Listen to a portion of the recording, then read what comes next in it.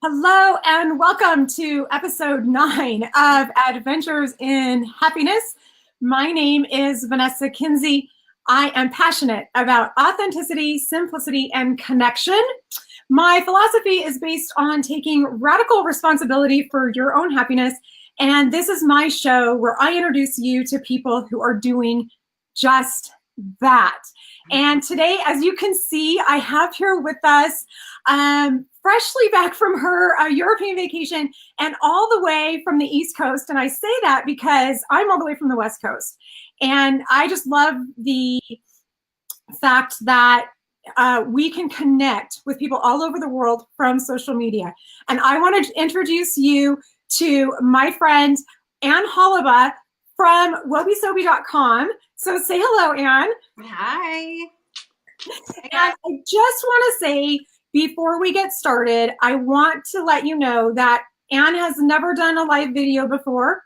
I am so appreciative of any of my guests that come on here and agree to do this with me and have never done live video before because, and actually maybe not even like been interviewed. I know myself, I've never been interviewed on camera, and it is really one of my biggest fears. So when someone agrees to do this with me and I know they're facing like their major biggest fear, I am so appreciative of that, because when you're brave, then I'm brave. And you and I have so much to talk about. Before we get into it, I want to just get on. I got to check my social media and make sure this is working, because I know there are people that want to be here with us live today and are going to be hopping on. And I will just say, somebody came on right now. We do have one live viewer.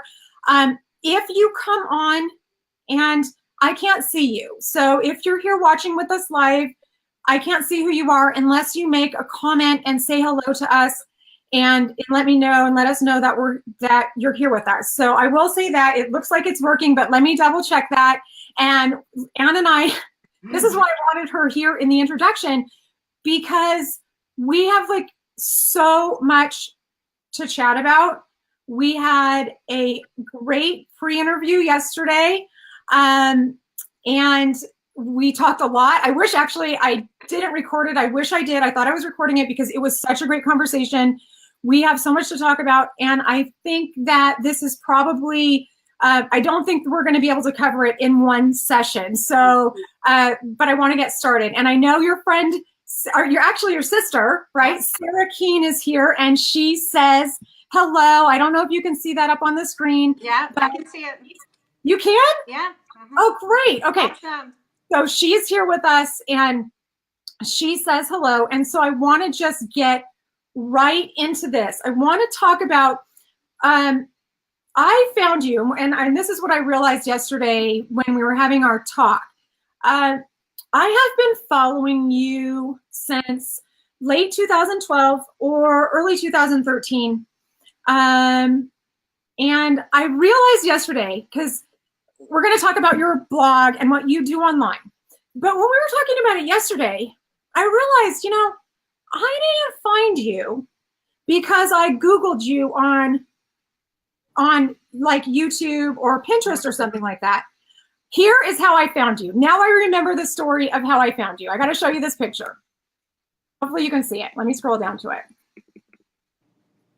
Oh my God, where did it go? Oh, here it is. Okay. I know, I thought I was like, okay, oh, yes. That was my favorite, one of my favorite shirts. Okay, so this is, I remembered. Yeah. Because I remember I pinned this on Pinterest because when Pinterest very first started, whatever year that was, I was so into that because I've always been the kind of person that I rip out pictures of magazines. I've done that my entire life. I have every picture that I've ripped out. I have them organized in folders. And so when Pinterest came along, this is what happened. This popped up as an outfit idea for me. So you were saved because you are one of my fashion icons. I had saved this. And then when I had an event, I went back and I was scrolling and I said, that's what I'm going to wear to this reunion that I'm going to. And then when I went to do further investigation, I found out, lucky me, that this is what you do. So that's how I want to start. I want to get into your blog about WobiSobi and what you do. And I love the story about how that came to be. Okay. Well, it was probably so long ago when I was working in retail, and I had an opportunity to go to a 9-to-5 job. It was Monday through Friday. I was tired of retail. I was kind of like wanting something different. And one of my good friends offered for me to work like a secretarial job. And I was like, oh, that might be different. It might be good. I can be home on the weekends. It would be, something new. And so I accepted the responsibility. I took it on full force. I did it for about 4 months. And because I was one of the first ones to be hired, or the last ones to be hired when they decided to start cutting people, I was one of the first ones to go. Well, I've never been fired from a job before. And I was devastated, completely devastated. I thought the world had ended. But you know what? I didn't really like the job anyway. I was like bored. I started getting bored. And I think the universe just knew, you don't need to be here. We're going to cut this quick. You're going to get out of this position. And so after I got fired, I think I grieved for about 3 days, cried, was devastated, talked to my husband. I was like, oh, I had to write all this stuff down. And I think on the third night, I sat down, I said, what do I really want to do? This has given me an opportunity to kind of look about change and really what's going to make me happy. And so I said, you know what? I love to create. I love to design things. I love to make things. I had a friend who was doing a blog. She was doing a fashion blog, and I thought, that's kind of cool. I wonder how you will do that. I could do it with crafting or DIY. And so I Googled blogs, and within 24 hours, I had my blog up and running. I don't even know how it happened. It just kind of unfolded completely naturally and organically, like you say. It just kind of, as soon as I thought of the idea, it just happened. And then I started to think of what kind of a name I wanted to have. As soon as I came up with a name, people were like, why would you want to name it that? I don't know. That name hit me, and I wanted that name. And so as soon as I decided that was the name, I had a vision of what was going to happen to my blog from the beginning to the very end of when it was going to, just how it was going to grow and what was going to happen.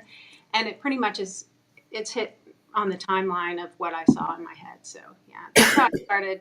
It just was very, it just happened like it was supposed to. Like that's what I was supposed to do. Well, okay. So, because I remember this too after our conversation yesterday, because I'm like a researcher. I research everything. And I remember when I first found your blog or found out about you, your name is WobiSobi.com. Mm-hmm. And luckily for all of us, you're across the board, everywhere you are, you go by the same name. It's WobiSobi. Yeah. And I will link that in there so people can find you. But I remember going and looking that up when I found you, like all those years ago. Mm-hmm. What year was that when you started your blog? I started in November of 2010, bless you. And it didn't really, probably December or January of 2011 is when it just kind of, I made it in 2010, and then that new year came. So it was like a month into 2010, and then basically in 2011 is when I started to kind of, I started with little things. When you first start, you don't really know what you're kind of doing, so you kind of have to morph into different things. And then I think a year later, I did what really got me started is I started doing refashion, and it was 56 days of refashion. I don't know if you remember a blog called Beautiful Mess. No. Blog. It was a really popular blog, and they used to do refashions, and they would do. You would take a piece of clothing and you'd refashion it to something completely different. And I would do that every single day. I did that for forever. The level of creativity, and I want to show like your pictures, like some of the things that you do. Like I think, and correct me if I'm wrong, but I think this is like one of your most, it's hard to see. Can you see that? That's one of your like most popular DIYs. Mm-hmm. And you also do these, I love this.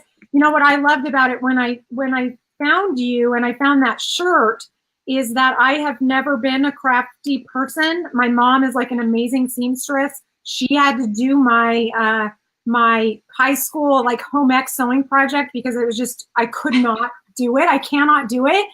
And because I get so obsessed with things, so I found that shirt.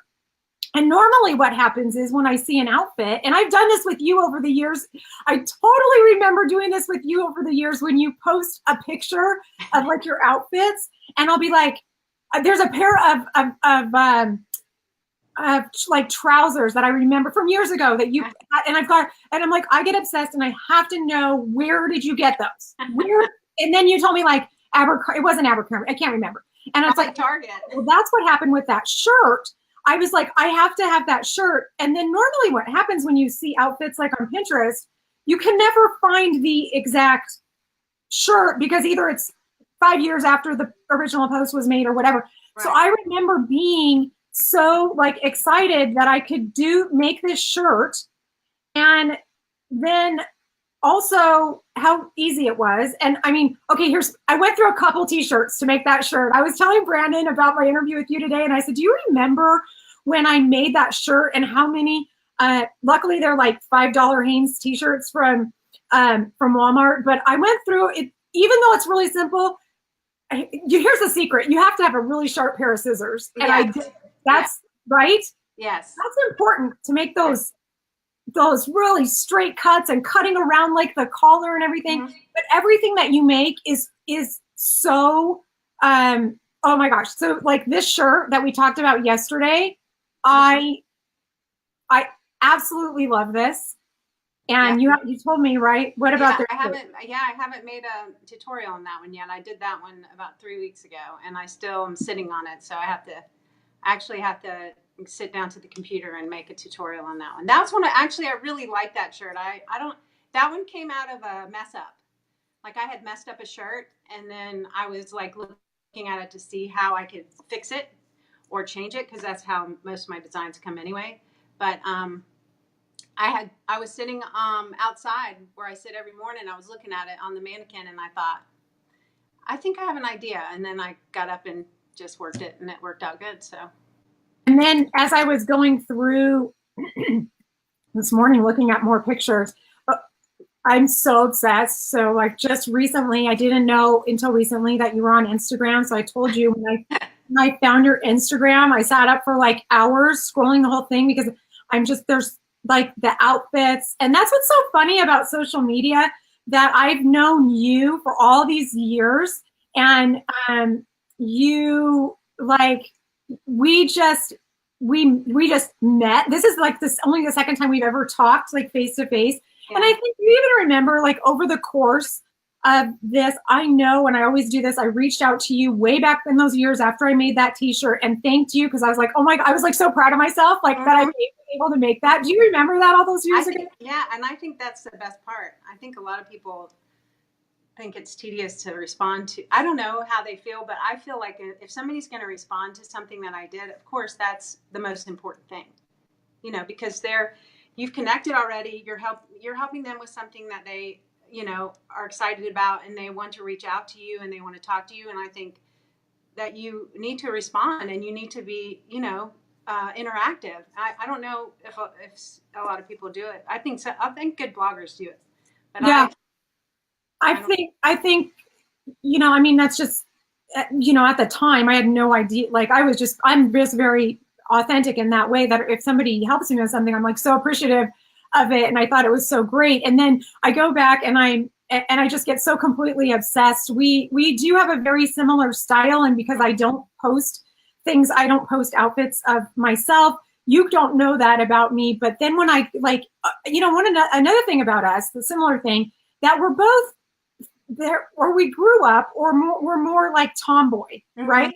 Mm-hmm. Haven't you said that before? Mm-hmm. And so a lot of times, like you'll do these outfits that are more, and actually what I've learned from you, what I think I've learned from you is to be more, because I love the transition of that for you, that you turned in from going from a very tomboy, that like you love to wear dresses. Oh, and yeah. I wouldn't think I was a dress person, but for some reason, I'm really starting to hear, like, I wore this shirt today that, like, this is a shirt that my mom would have always picked out for me my entire life. She would have said, that is like the kind of shirt you should wear. And I do love it. I've had this blouse for many, many years.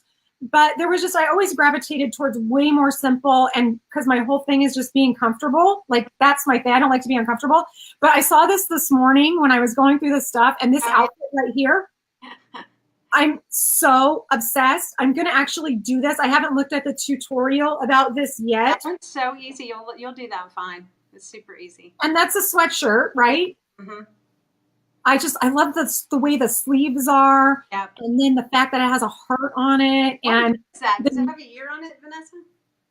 I don't know. I think that's like about 5-6 years ago. I can tell by your haircut. It was a short. Was it short? Yes, it was the things. The funny thing is, I was following you then, but I don't remember you looking any different than you do now. But I guess that's because, like, more recently. Well, I don't know. We're gonna get into that, like just like the evolution of this relationship. Oh, I also wanted to show you, just because it's so perfect for this time of year. This Halloween, right? This is like a Halloween outfit, and I have over the years considered making this. I never did because I'm not like in really dressing up for anything for Halloween, but I think I could do that, even though it has a lot. That's so easy. That's easy. Yeah, you could definitely do that one. And I love that so when you go back to saying that you had done this on YouTube, that you were doing 59 days or whatever, how do you get the inspiration to do all these different things? Because I would get the inspiration by going and looking at your Instagram or these aren't things that you're recreating from someone else. These are things that you come up with. How does that work? 90% of the time, my brain works like that. I don't know. I just see something, and then something will, like a shirt, and I just kind of think, I wonder what it would look like if I could change it to look like this. Or, you see a picture. I do that too, though. I see in Pinterest or on a magazine, I see shirts, and I'm like, wow, that could be really easily made this way. Let me see if I can try to recreate this simply with a pair of scissors so people can actually do it. But when I was doing the refashions, I was really, I don't know what was happening in my brain at the time, but my brain was working overtime. I was so excited about my blog. I was so excited about the direction I was going in. For the first time in my adult life, I was truly happy in what I was doing, and it kind of it energized me in a way that I had never been energized before. And so I had really connected with that creativity part of me that I had always loved, but I had shoved away because I was so busy with everything else, with life and with kids and with husbands and cooking and cleaning. And, finally I sat down after I lost that job, and I was so miserable. I thought, is this what it's about, to be miserable the rest of my life? I can't do it. I'm just not going to be able to do it. And so connecting with a part of something that recharges my soul and makes me feel like that I should exist here, and this is what I should exist to do.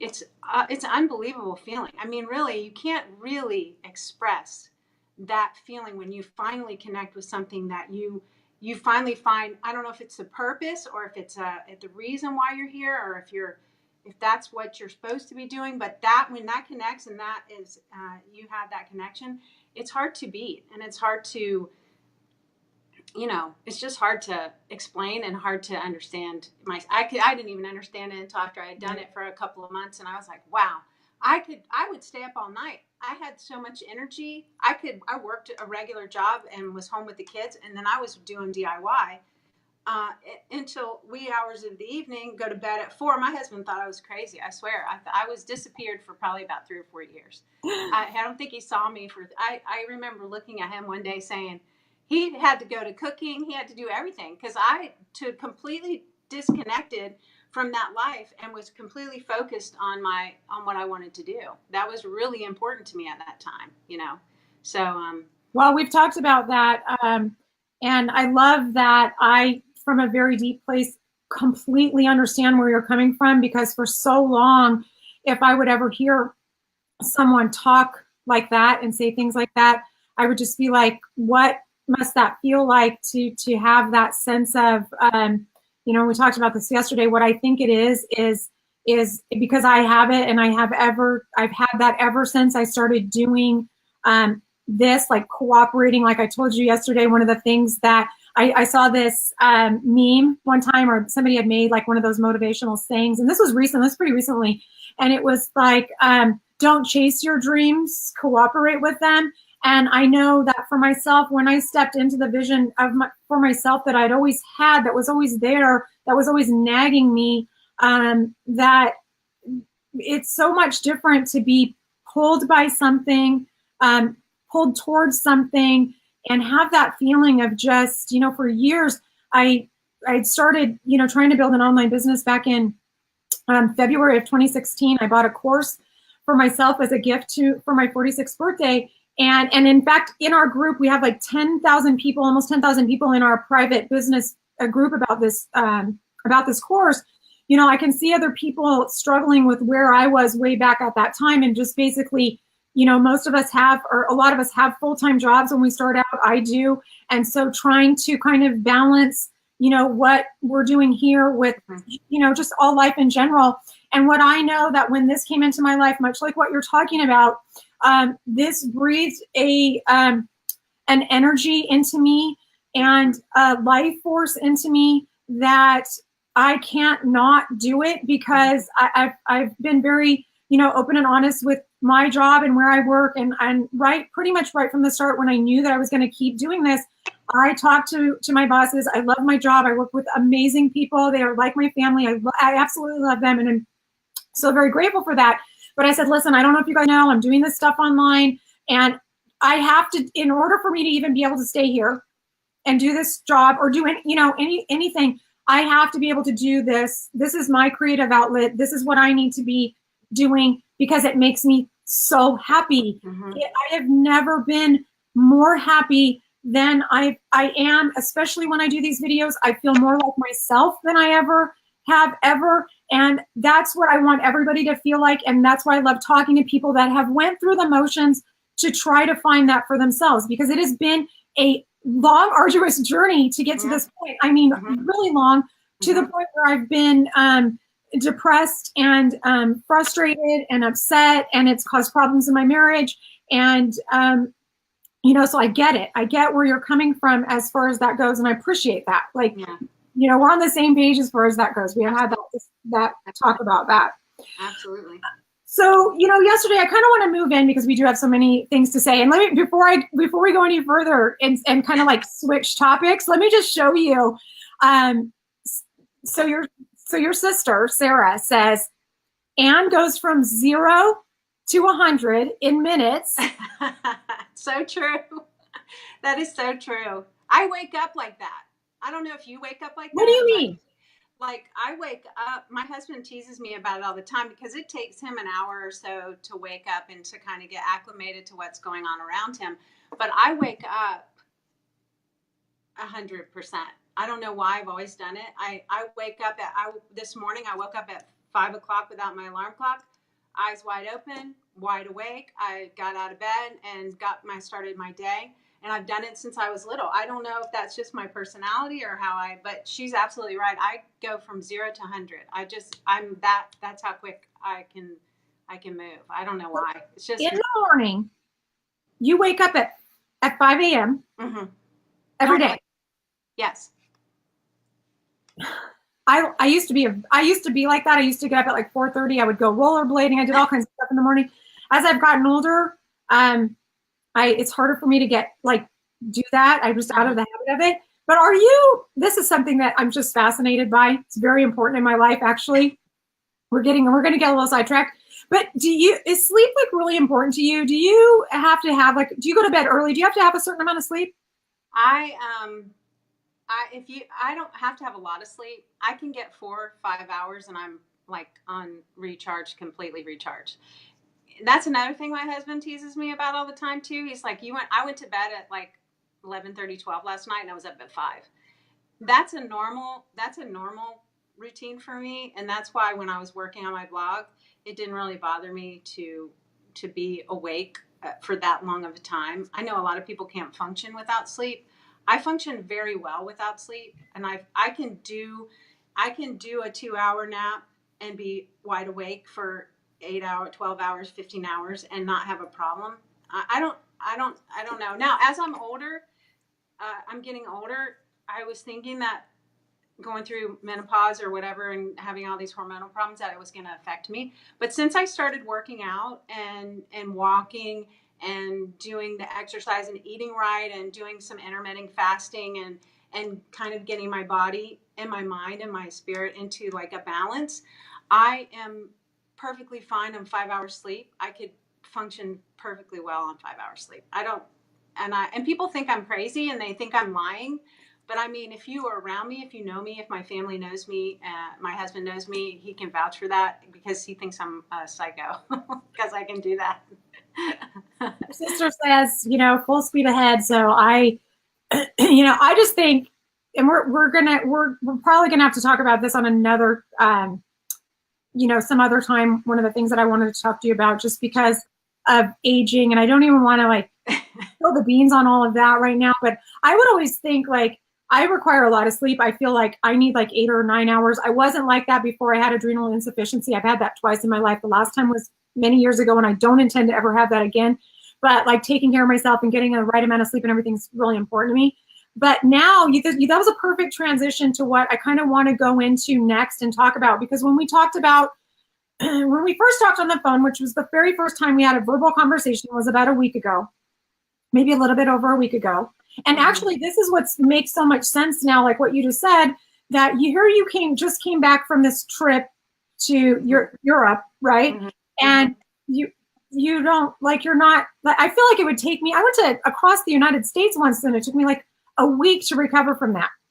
I thought it would take me longer, but honestly, I have not had any effects whatsoever, and which is very surprising because I went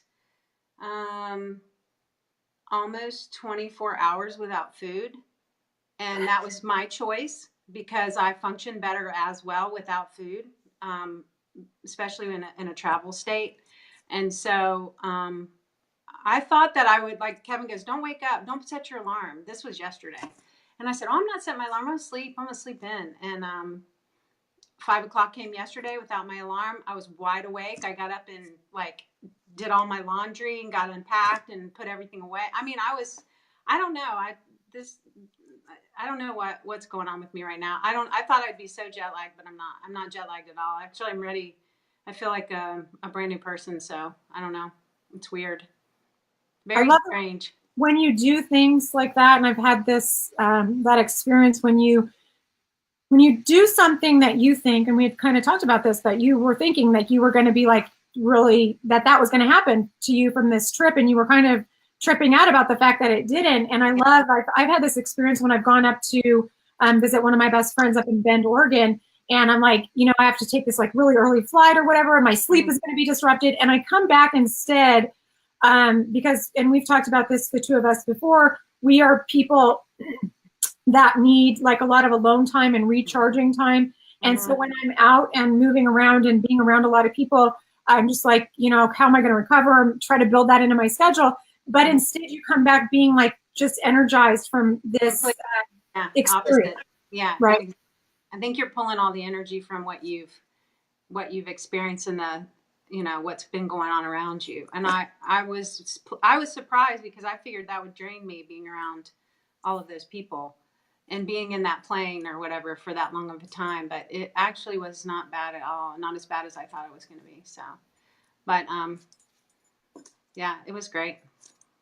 Well, so a little while ago, you had alluded to the fact that, and this is something that really, really hit me when we had this conversation. I love the way when we talked on the phone, like whenever that was. Mm-hmm. I love how you put things, and it makes me kind of just like, it really, I feel like I get hit by bolts of lightning when we have our conversations, because you kind of bring a lot of clarity. We've talked about this before. You didn't know this, but I did that for a long time. we have been walking very similar paths and this parallel. And I really want to get into that because I think that one of the things that you said was, you just said this a few minutes ago, and you said this to me when we were talking on the phone, is that you were doing this mind, body, and soul makeover. And I'll talk about what led up into that. But what really just got me from that is that, you talked about how those things are all connected, which I get. I'm like, of course I know that. But here's the missing link that I thought was really fascinating that you talked about. You said when those things are all in balance, that's when things start working. And I think that's always been, I think I'm there for the most part. And that's what you like, ding, ding, ding. That's what it was. I got it. But that's always where it's been. I'd have one area that I could get, I almost think of it like plate spinning. I could get my workouts going, and then I could kind of get my eating on the right track, and then I could kind of get my mental, but I could never kind of get everything moving at the same time. Yes. It's very, I think that's the biggest challenge that would be my life challenge. And that'll be a daily challenge. I don't think it's something that anyone can do and continually keep on track all the time. I think it is, it's kind of like you have to make a mental decision that my mind and my body and my spirit need to all be nurtured equally. And when they're nurtured equally, then the universe kind of responds to you and knows that, okay, this is what's going on. And it's going to propel you into whatever it is that you're trying to do, help others, help yourself. But I think when you're balanced, and I've noticed this, I did this, I think when I was 18, I had worked at our church preschool. And when I noticed that when I was eating right, and I was young, but I was eating good food, I was in church with these kids and we were doing church things. And then I was taking care of my, spiritual life. My body was being taken care of. And I was crafting them too. I was making shirts for my mom's friend, Elaine. I would make like those puffy. Do you remember that puffy paint? Yeah. Puffy paint. Do you remember how everybody was doing puffy paint? Well, I would make t-shirts with puffy. People would ask me, and I would make like these t-shirts for people with puffy paint. And I was doing all that when I was about 17 or 18. And I remember feeling so completely grounded in that very small space and time for a very short period of time. But I remember all three things were aligned. I can remember that. And so when my grandmother passed away, which was about a year and a half ago, that came kind of back in a lightning bolt state. It came back to say, if I don't know what happened to me, I was terribly depressed. I was going through a lot of anxiety. I couldn't breathe at night. I would lay in bed and just have these stricken panic attacks. And for weeks and weeks after she passed away. And I thought I would be able to kind of overcome it. Just, it was time. It would take time. But I remember waking up one day and I said, something's got to change. There she is. Look at her. I love her. That is her grandma, Polly. She is so awesome. She was 101. She lived by herself until she passed away. She did everything on her own. She was a remarkable woman, truly remarkable. I mean, somebody to aspire to. I looked at her and her life and I thought, wow, what a woman, what a survivor. She was a survivor. And when she died, and the way she died was a miracle because she didn't suffer very long. We were all with her. It was I don't want to say it was magical to me, only for the fact that I took part of it and I was with her and that my family was with me and we all were kind of connected in that one space and time. And I thought that was really awesome. But when she passed away, it took a toll. I mean, it was on all of us. I think my sister and my brothers and my mother, I mean, you go through this you're feeling, not only am I feeling me, but I was feeling and pulling in all of the emotions from everyone around me. And that was, I think that was really hard. And when I decided that I was going to really go back to that basic of mind, body, spirit, I didn't want to take any medicine. I was on the verge that if I didn't do something, that I was going to either have to go to the doctor or I was going to change my life. And so I really opted and looked up and researched and said, I am going to be physical. I'm going to go out there every day. I'm going to make it my goal. I'm going to put a title on it. And for 90 days, I'm going to walk every day and see if this makes a difference. I kind of like a trial. Is this going to affect me any better or any worse? And so I started walking. I can remember it so vividly. And I walked the lake. And when I got back, that chest, I don't know if you had this when your grandmother passed, but I had this vice grip around my ribs, and it felt like somebody was just squeezing me as hard as they could, and my ribs were going to crack. That's what it felt like, and I couldn't catch my breath. And after I walked that first day, I didn't feel that anymore. It went away. It was like a miracle, and I was like, wow, this is awesome. If I have to walk twice a day and to make myself feel better, then I'm gonna do that. And so I think that's really. I really want to gloss over this because that was a really. First of all, I really appreciated the fact of how honest you and raw and real you were when this was happening to you. And this is, up until that point, you were just sharing with where you were. Yeah. You were sharing honestly with where you were. Mm-hmm. And what month was that when this happened? Do you remember what month and year that was when your grandma passed away? It was 2000. Passed away April 8th. I think it was April 18th. She went to the hospital on the 11th, and it was a Tuesday, and she died the following Tuesday, and I'm pretty sure it was the 18th of April. Okay, of 2017. Yes. Right. Yes. And this is why I really love the power of, what you do online and what I'm hoping to do online is because you don't know the people that you're influencing or how you're helping someone. And so, you didn't know this at the time, but my uncle Gary was killed on September 30th. He was killed in a targeted robbery on September 30th of 2016. There were 8 people that were eventually arrested in connection with his murder. And we are a very small, close-knit family. We have never, ever, ever had anything happen like that in our life before. Crazy. His mom is my grandma Margie. At the time, she was 89, and we had a magical life, and that was our first thought when his wife Debbie and I were talking. Our very first conversation about this was how this was going to affect my grandma,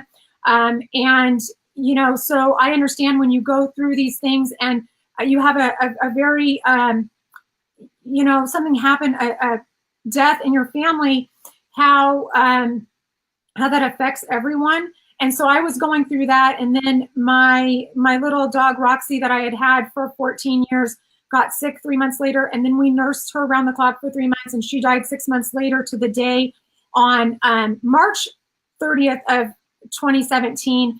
And so I had been in this point of very, very deep mourning from the end of 2016 all the way through 2017. It wasn't until the end of 2017 that I made a decision that I had to change something.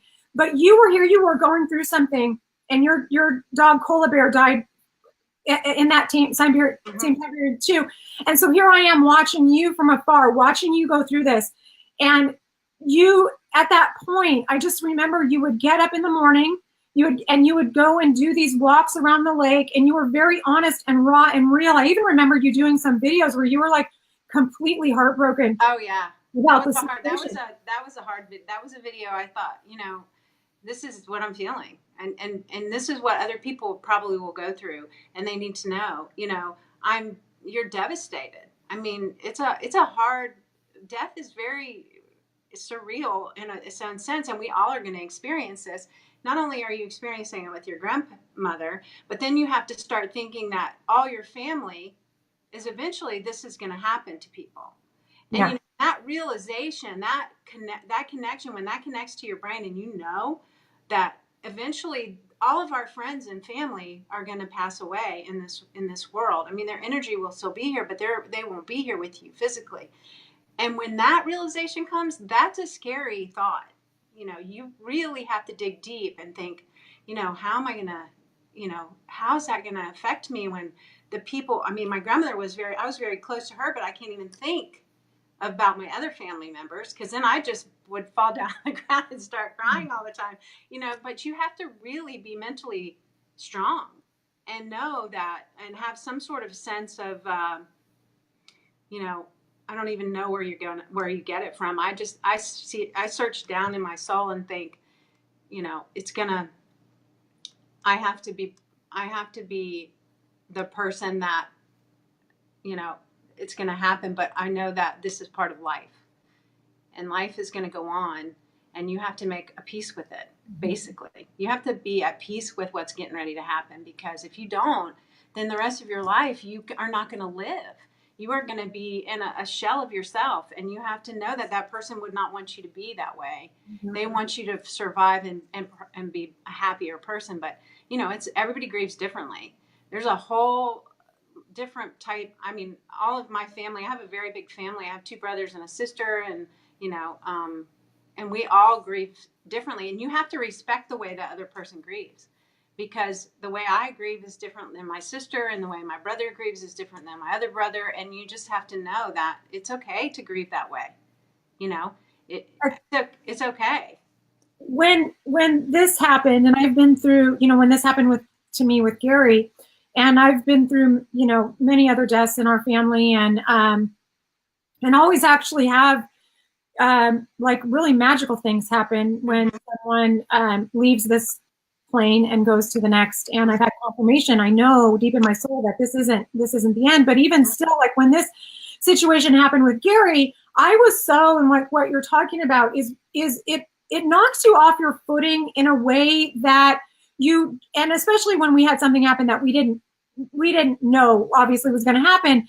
But, you know, we always thought, and this was one of the hardest things for me actually to come to terms with, I just thought those things don't happen in my family. That doesn't happen to us. And so that right there was a real like taking down of that shield that I thought was there, of that, like, this actually could happen. I had luckily been lucky enough to have seen Gary about 2 months before we spent the time together as a family, but I was the one that took him to the airport. And believe me, I kick myself because we joke and laugh, and that's just what we do as a family. But when I dropped him off at the airport, we were laughing, and he was in the back seat, and I said, look, I'm not even going to stop, basically. Like, I'm just going to, you know, like, jump out. And, you know, of course, I play back to that. That was the last time I saw him, and wish that I could have, you know, given him a hug and said, but you know, you don't know those things. And so that's what it makes you appreciate the fact that life is very finite, and it is going to end, and we're not here long enough no matter what. And that's given me, like, really the reason that I'm able to do this and do this scared and show up scared and do all that stuff is because what I've been through is, there's nothing that is going to compare to that. It doesn't matter if somebody doesn't like me or says a bad comment or any of those things. I have been so close to feeling like I was going to die. Yeah. That this is nothing. Like, I'm not going to die from this. And unfortunately, that's what it took me to be able to have the courage in myself. Exactly. I agree. I completely relate to that. I think it took that death, and as hard as it is, to kind of make you realize that life is so precious, really. And that even though she was in her hundreds, you don't know what's going to happen to the person next to you. I mean, you pray every day that nothing bad will ever happen. But, I mean, there's always that chance that your family's going to get sick or something devastating. I mean, right after that, my dad was sick, and we were all worried that something terrible was going to happen to him. Thank the Lord, you know, he has recovered completely and is doing great. But, you know, that was a year after my grandmother passed. My mom was going through this with my dad, and we were all kind of like in this whirlpool of like, what the heck's going on, or what are we doing? But it's good that we experience these things. Yeah, I agree. I totally agree. Because we need to understand, and for us to understand, you have to be put through painful situations. And unfortunately, I learned more in this year of the grieving and the growing and the things that happened to me with my grandmother than I had in the last previous 5 or 6 years before that. And I think it takes those hard times, I mean, to really grow. I think you need to be pushed to the limit sometimes in order to really grab a hold of what you really have, and to know that you're, like you say, I'm not going to die from this. I'm going to be stronger if I do. I'm going to be afraid, but I'm going to do it afraid, because that's what we have to do. We have to do things when we're afraid, because you cannot let that fear keep you back from your destiny and what you really want to do. And I think so many times, so many people, they are so afraid of being rejected or being hurt or being whatever it is, that they don't take these chances. And I'm getting too old for it, to be honest. Exactly. I don't want to do it anymore. I want to be courageous, even if I'm scared. I want to be able to accomplish, even if I fail.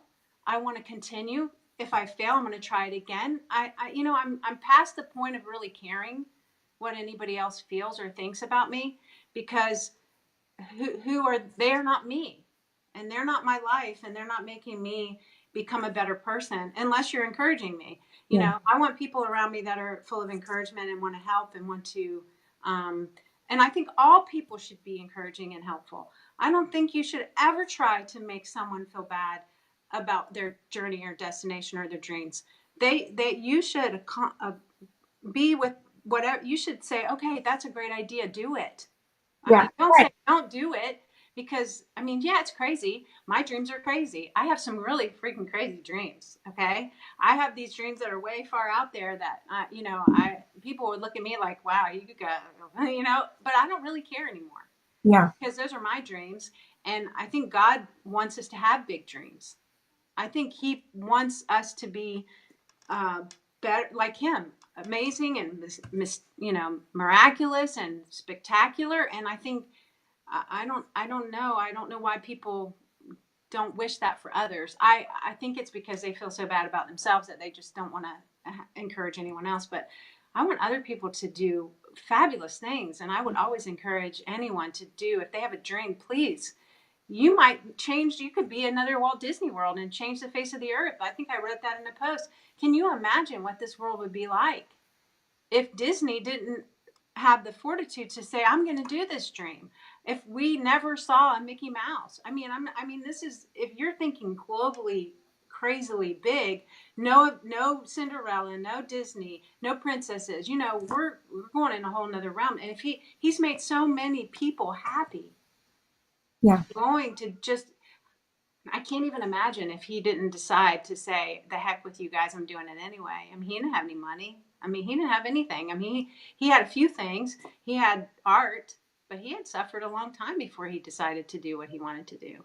Well, I think that's with the internet, this is just something that I realized. And when I started doing this, I have had to go up against a lot of people who have major judgments about what I'm doing or shouldn't be doing or the way I'm doing it and all that sort of thing. And I really, just like you're saying, I just came to a point that I couldn't be seeking outside approval for what I was doing, because I'm called from a much higher source. I do feel that there's this connection with my creator and my source energy that comes through me when I do this. And I'm so appreciative of that. Mm-hmm. And so I'm cooperating, basically, with doing that. But what I think has happened because of the internet and because of this social media thing, I don't even think that people have necessarily a fear of failure. I just realized this. I don't think, because I think we all know that the failure, we know we're not going to die. We learned how to walk. Mm-hmm. I always say, thank God we didn't learn how to walk when we're like 25 or something. Just sitting around, because we'd be too like, oh, but I fell, ouch.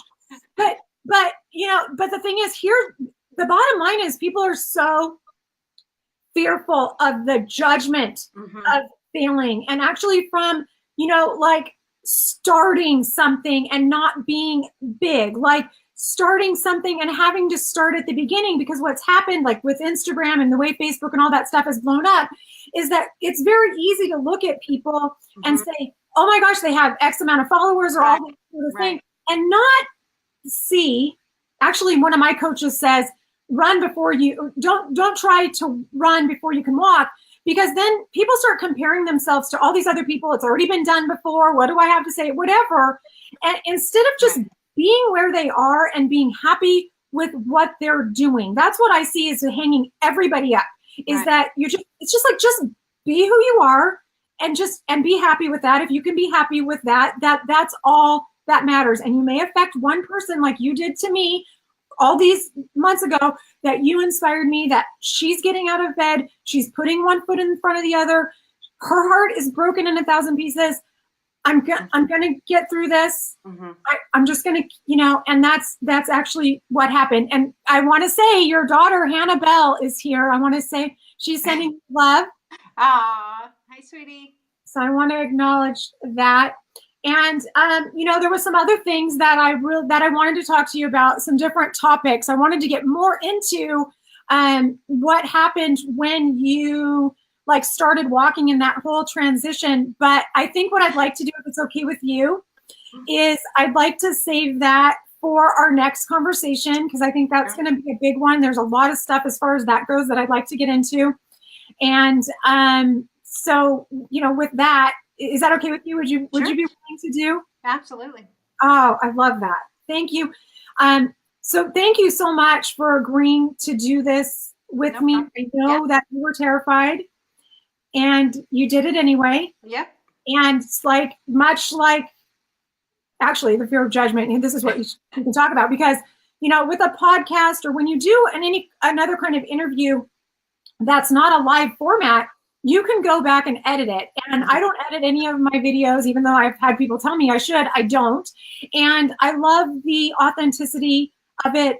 We're all just tired of being perfect. We've worked many years trying to get that to work for us. Exactly. And it hasn't. So let's just try to be real and honest, and let's just try it that way. It's a lot less work. We don't have time for that, right? So I will, in the show notes when I post this up, and you can share it on your page, but I will do the link to where people can find you. But it's WobiSobi.com, and you're on YouTube. You have a YouTube channel. I didn't show before I hang up though. Before I turn this off, I got to show you. I don't think did I show your vest that has this vest that's hard to see is major. Almost, it's 800,000 views on YouTube. And so, you guys should go check her out and see all the cute stuff she has. I'm warning you, if you go follow her on Instagram, what is your sister saying? Tell me what this means. Let's see. I don't know what that means. I don't know. She did say great interview. Oh, good. Oh, no. Oh, I get it now. Okay. She did this great interview, and then she did a laughing face. And then she said, no, not the laughing face. She meant, I get it now. She meant great interview. I love that when I did that to somebody the other day, and I said something really, I said a serious text. And then I'm the worst at texting, by the way, the worst. And I sent this text, and it had the wrong emoji on it. And I hate that. Yeah, I'm like, no, back up. And now your sister's frantically trying to, because there's a delay when this comes through to Facebook. There's a little bit of a delay. So Sarah, I finally figured it out. I'm a little bit slow. She's going back and commenting on her things. So I want to thank you guys for being here with us live today. If you were here with us live and you didn't say or comment, I can't see you, so I can't say hello to you. I don't know who is here with us live viewing with us. And if you do watch us on the replay, please comment and hit hashtag replay, so either Ann or I can, or both of us can respond to you. And thank you for taking the time out of your busy life to be here with us today. It's an honor. Right? I really appreciate it. It's an honor.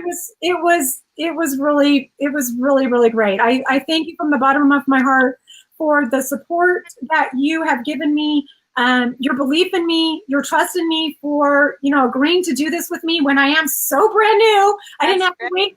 I think it's great. I think it's great. You know, and you know, just for anybody that's watching, this is another like thing just about me, because I get messages from people saying, oh, you're so brave that you go out and do this. And I used to be the kind of person where I would wait until everything was ready and until circumstances were perfect, until I had everything figured out. And I am not that kind of person anymore. Instead, now I just do things. Wing it. I wing it. I figure it out. But it does, like, when with people like you, this is the truth. Okay. Because, you know, I just follow you like on Facebook, and I'm not going and like checking out your YouTube or whatever. And then when I go and like start seeing like how many follow, I know this shouldn't matter, but when I go see like how many followers, and I'm like, oh, and I've already asked you, I'm like, oh, she's kind of a big deal. Like, I don't know, maybe I'm not ready for this. But it's not about that. It's just about us being real people. And that's why, you know, I know, you know, underneath it all, that we're all just the same and we're all connected.